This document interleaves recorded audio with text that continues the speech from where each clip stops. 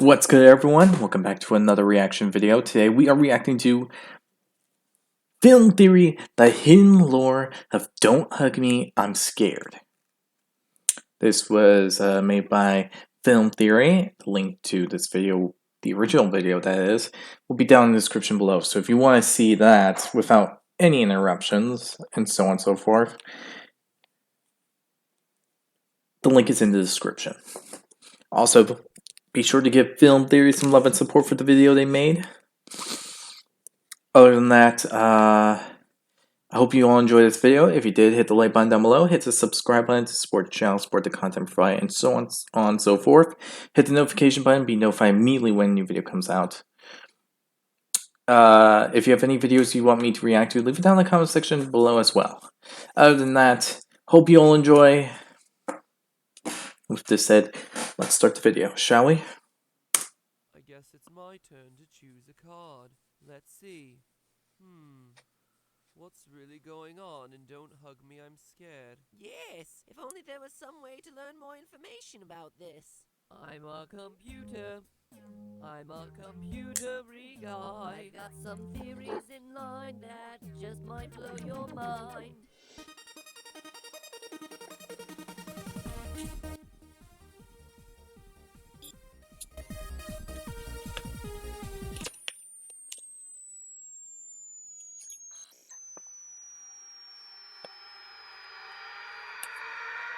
Hello, Internet! Welcome to Film Theory, where we watch our internet videos a quarter frame at a time. You think I'm joking, but when it comes to Don't Hug Me, I'm Scared, it's pretty accurate. Considering that some of the stuff that may or may not be hidden be like in these frames per second, probably. I mean, when it comes to Don't Hug Me, I'm Scared, there's questions and possibilities everywhere. Videos are so densely packed with detail and symbolism that you can watch them over and over and over again and still come up with new Easter eggs you've never seen before. Just look at this one scene at the end of the third episode of Don't Hug Me. The first time you watch, you might see Roy, Yellow Guy's dad, standing there while his son is indoctrinated into the cult of Mal. No, I did not. I did not really notice him. Not really at all. That's actually pretty creepy now that I think about it. Welcome. Keep looking and you'll notice the notepad and clock from the prior two episodes. Also, didn't know that. Man, there are stuff that I honestly haven't noticed. Wow. Maybe I should watch these episodes. Well, technically they're called episodes, but yeah, probably should. But then again, it's gonna go over this, so I'm gonna learn this as I go. Standing there behind him, dressed in white robes. Keep searching, and you see Red Guy and Duck there too, when they're supposed to be at their delicious chicken picnic. Oh, yeah, they're totally there. Jeez. I didn't even realize that one. Aware of where Yellow Guy even is. Or how about here in episode 5 when Duck quits the show? There are a few frames of Red Guy's spaghetti head. That's true. I noticed that one, but there was a lot of stuff I missed in the episode of Love. Then again, I don't think it's something really big for me to notice, because I didn't really care for that one, but yeah. In the microwave, and a few frames later, his legs where the meat man was standing just seconds before. And it isn't just limited to the videos. At the end of episode 5, we see Red Guy leaving a phone booth. Google search for the phone number on that phone booth, and you find this hidden video.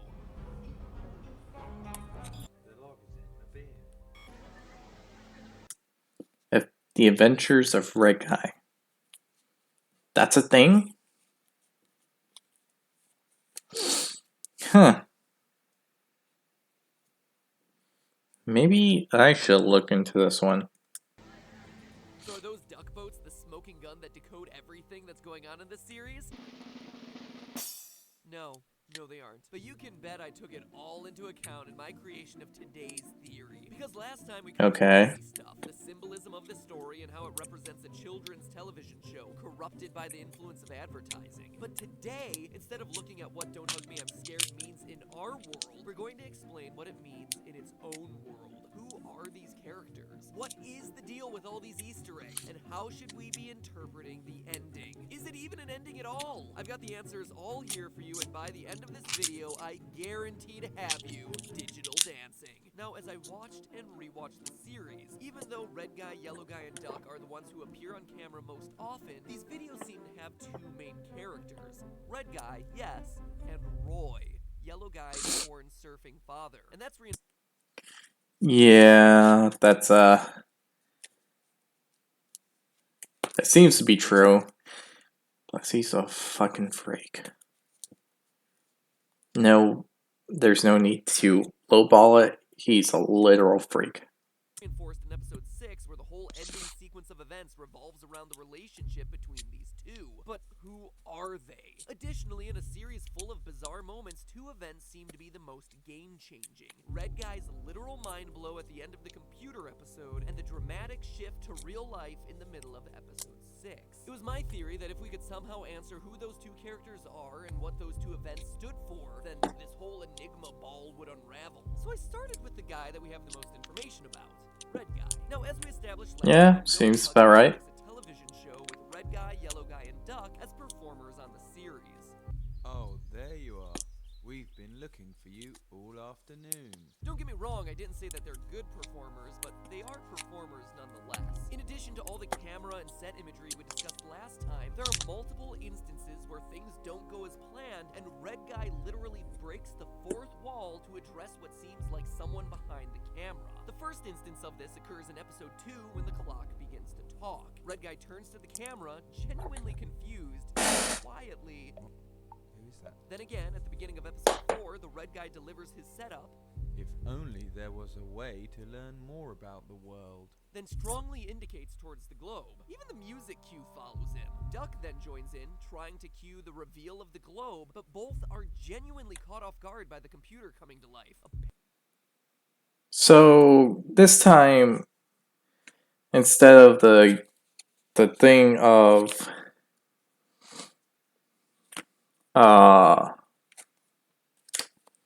like in those episodes before, this time it's genuine acting and all this and all that.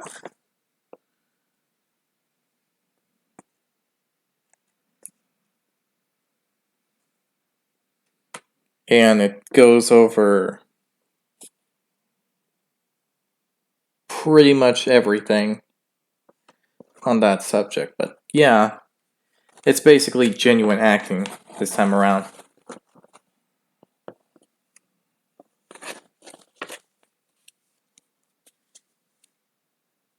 Apparently a change in the script that neither were made aware of. It's made especially clear that Red Guy wasn't in on this change when he reveals that they already had another computer, a cute laptop, but is once again cut off before he can get through his thoughts. From there, Red Guy tries to shut the computer up by saying things like, Wait a second. What's your favorite color? Stop Do you talking. like? Be do you quiet. have before touching the computer and causing it to freak out. So clearly, Red Guy is both unaware of and very displeased by these unexpected changes. So then, who is he? Well, that answer comes to us in the final episode, Dreams. It starts with Yellow Guy left alone learning about dreams from the lamp, but quickly transitions to Red Guy IRL at a desk job and singing the Creativity song at a karaoke bar to receive, let's just say, less than stellar reviews.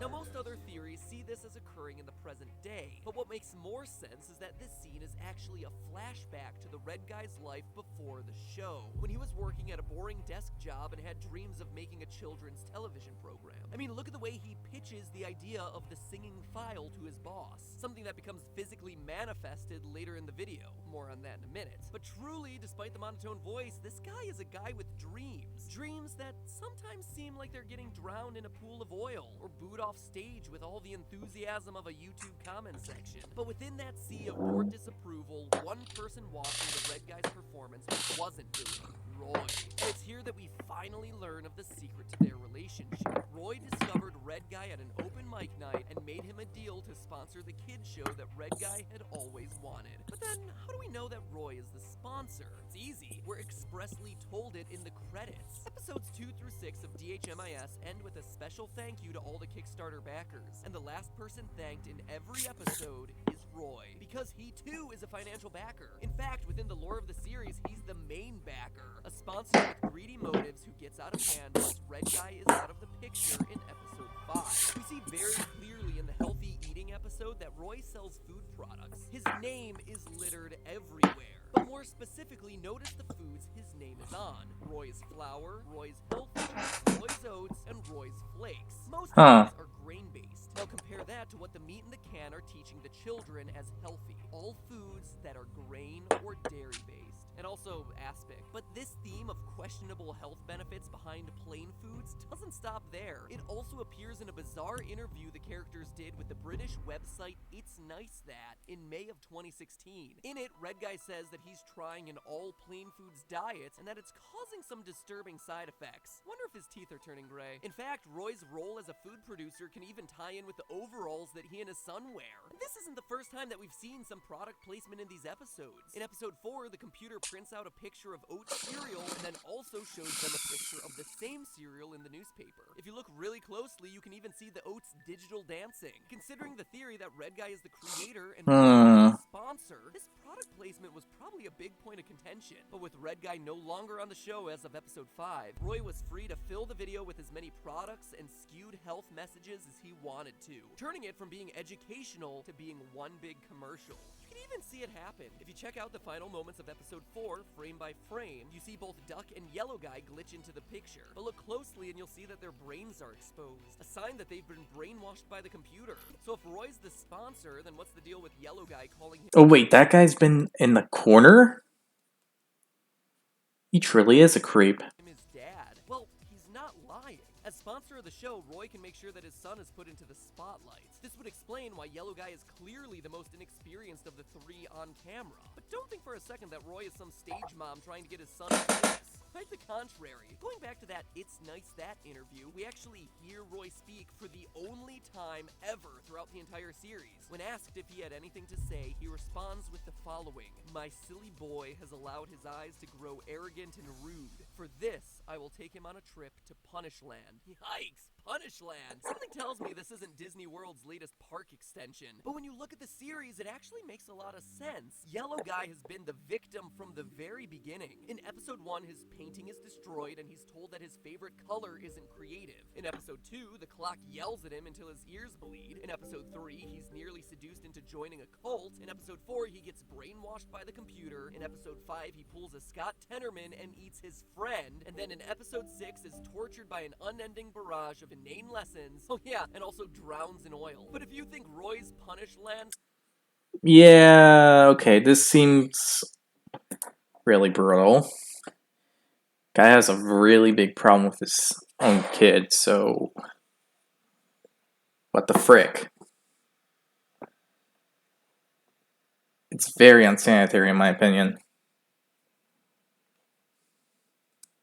stops there, well, boy howdy, you are wrong. Observant viewers will spot horses sprinkled all over DHMIS videos. Pictures of horses, rocking horses, horse figurines, animated horses. Well, in the same interview with It's Nice That, it's revealed that Yellow Guy is scared of horses. He's also apparently allergic to eggs, wasps, crabs, meat, and trees, all of which are elements that we see worked into various episodes throughout the series. Roy's not only sponsoring the series to push his own goods, he's also doing it to push his son to the brink of insanity. Even Don't Hug Me, I'm Scared's most famous Easter egg fits in with the idea of Roy teaching Yellow Guy a lesson. The unchanging date of June 19th has bothered would-be theorists since the second episode, but we have our answer right now. June 19th, 1955, the date which we see hinted at over and over again throughout the series, was Father's Day. In 2011, when the first episode of Don't Hug Me, I'm Scared was released, Father's Day was also on June 19th. And this year, the date of release for the very last episode was June 19th, which lo and behold was once again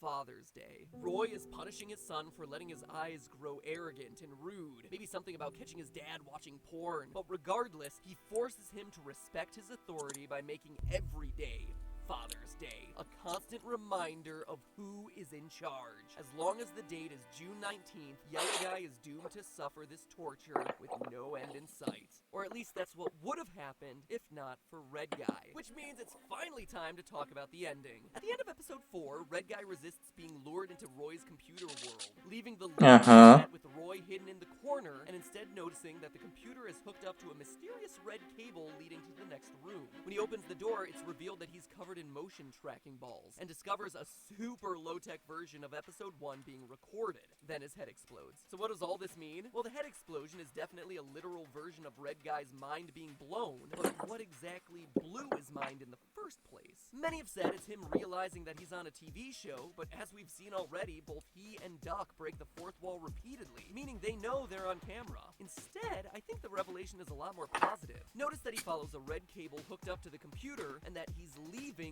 Roy's room. A room, mind you, with higher production value, filled with props and motion capture ability. Okay, yeah, I see the point. It's very high tech, it's very up to date, and all this and all that.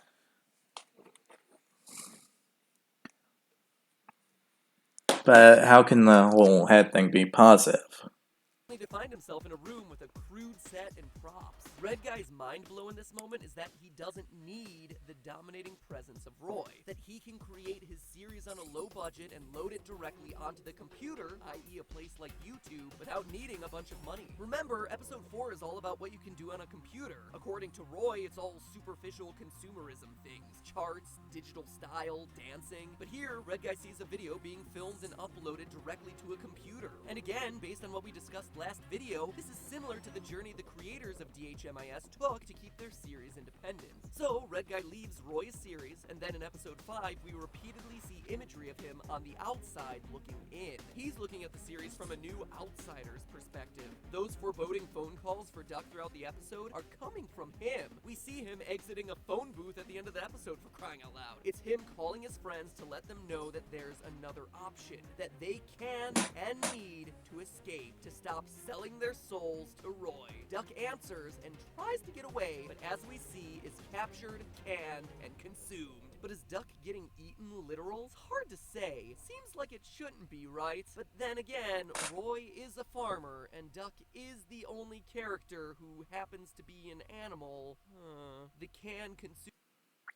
This is, I still hate that episode. I honestly hate it to this day.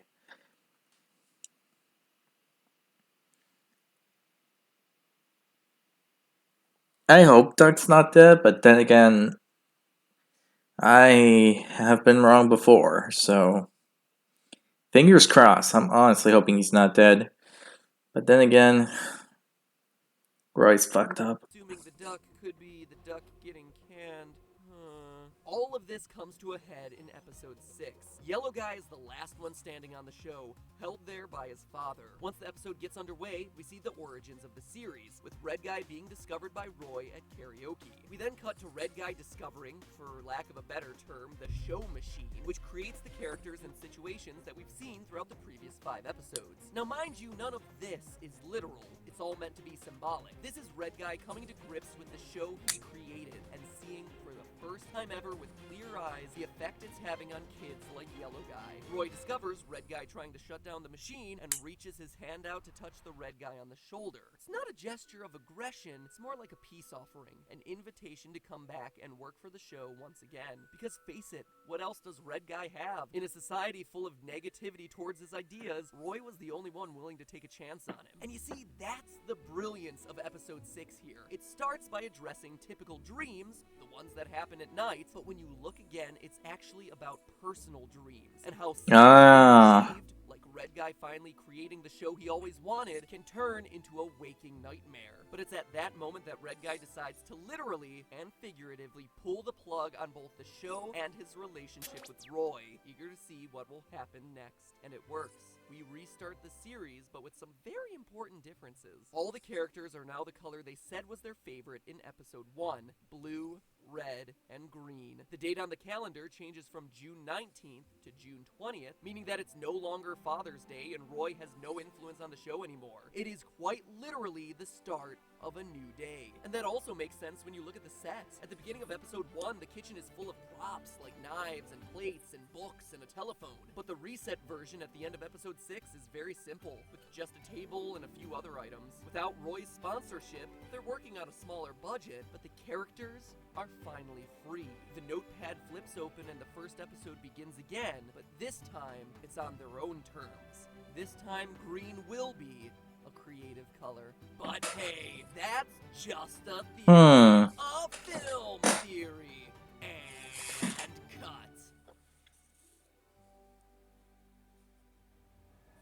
I like it. And now I'm creeped out. At least that's my interpretation. And at the heart of it, Don't Hug Me, I'm Scared is all about creativity and interpretation. I've seen other theories that are way different from this one that I've laid out for you, but they all still deserve your respect and attention. After all, when asked by the UK news site Metro about fan theories for Don't Hug Me, I'm Scared, co-creator Becky Sloan said, quote, "We've read a lot of theories online about what it all means, and they are all correct. So go watch the show again. Look for your own Easter eggs. Come up with your own theory and leave it in the comments below. There's only one rule though, guys. Be creative." And with that, we leave behind DHMIS. As we close the book on the two-parter, I gotta ask, of the 6 episodes of Don't Hug Me, which was your favorite one? Creativity, time, love, computers, healthy eating, or dreams? Click on one to choose. I'm really curious which one you responded to.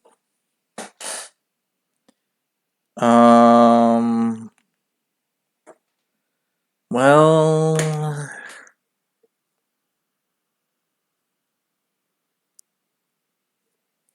I have to say computer or internet was my favorite.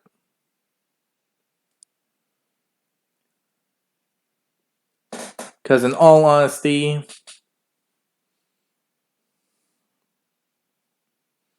it was the one episode that I'll admit that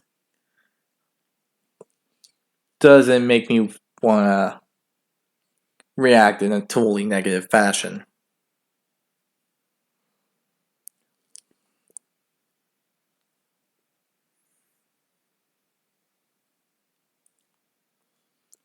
But yeah, I say computer.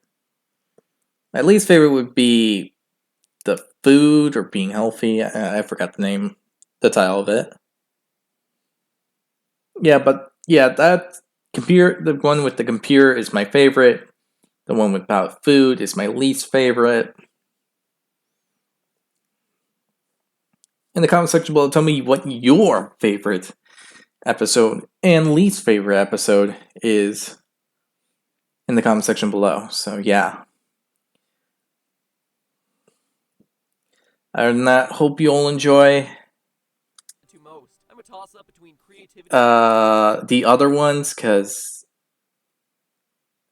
as much as you can, because I cannot handle them. Because I mean, if I have to pick like an order, first, second, let's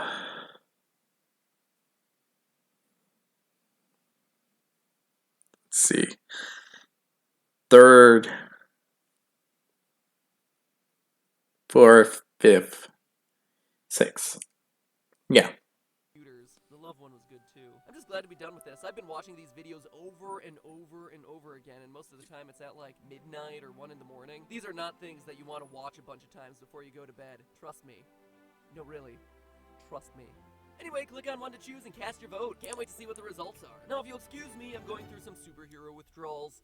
Or should I say, super villain withdrawals. Well, this was an interesting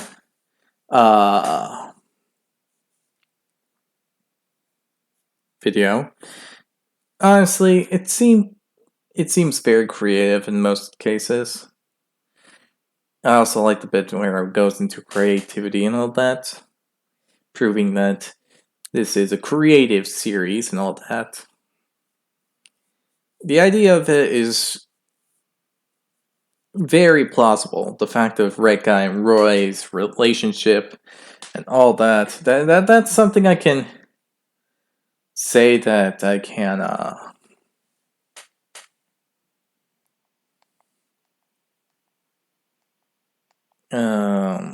well, it's something I can admit sounding very true. Because, yeah, it just seems very true in my opinion. Because it just seems very favorable.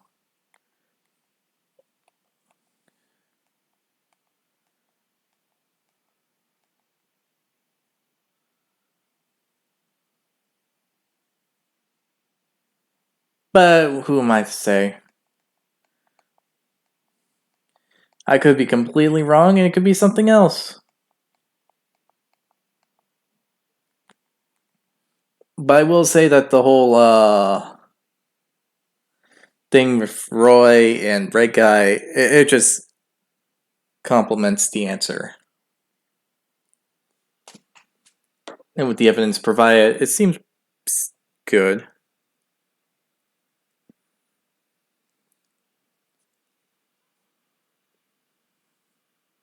But it also proves that Roy is a twisted mother effer.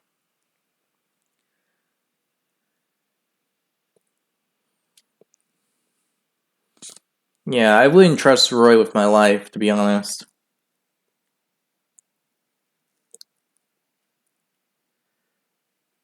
He's like the least trustworthy person I would ever heard of. Well, not the most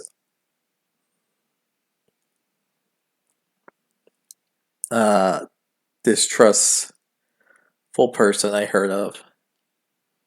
Because there are probably people that are worse than him, but yeah.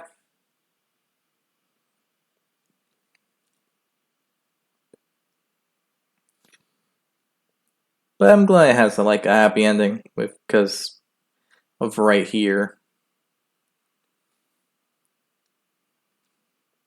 Because after the literal HELL hockey stick that they went through,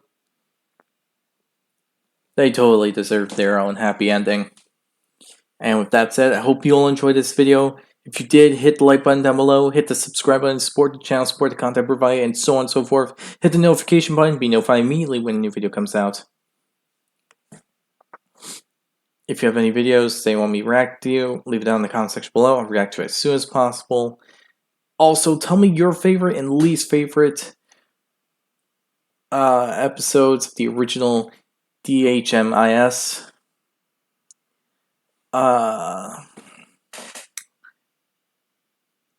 I'm kind of curious what you would think your favorite is, because you already know mine now, and my least favorite. But yeah, go ahead and do that in the comment section below.